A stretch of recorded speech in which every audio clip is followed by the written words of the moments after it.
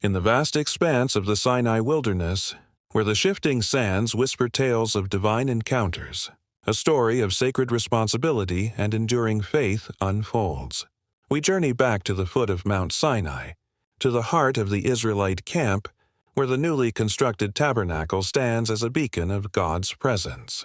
Here, in the pages of Leviticus chapter 6, the focus shifts from the offerings of the people to the solemn and intricate duties of the priests, the chosen mediators between humanity and the Almighty.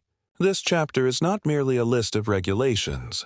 It is a divine manual for those entrusted with the sacred task of serving in the presence of a holy God, detailing the precise actions required to uphold the sanctity of His dwelling place. These instructions formed the very fabric of worship, ensuring that every ritual was performed with reverence, precision, and a deep understanding of its spiritual significance. The most central and enduring of these duties was the maintenance of the burnt offering. Upon the bronze altar, a fire kindled by God Himself was to burn without ceasing, a perpetual flame symbolizing God's unending presence and the constant need for atonement. The chapter commands the priest to begin his day before the sun rises, donning his sacred linen garments. In the pre-dawn stillness, he would remove the ashes from the previous day's sacrifices, a humble act of clearing the way for new communion. Throughout the night, it was the priest's solemn vigil to tend this fire, ensuring it never died out. He would arrange the wood and the sacrifice, a constant, tangible prayer ascending to the heavens. This perpetual fire was a powerful symbol, a constant reminder to the entire nation that the path to God was always open, maintained by the faithful service of His dedicated priests. Beyond the perpetual burnt offering, Leviticus 6 provides detailed instructions for other key sacrifices, emphasizing the priest's role in their holy consumption. For the grain offering, a portion was burned on the altar as a memorial, while the remainder became the priest's sustenance. However, it was not an ordinary meal. It was designated as most holy and had to be eaten by the male priests within the sacred confines of the tabernacle court.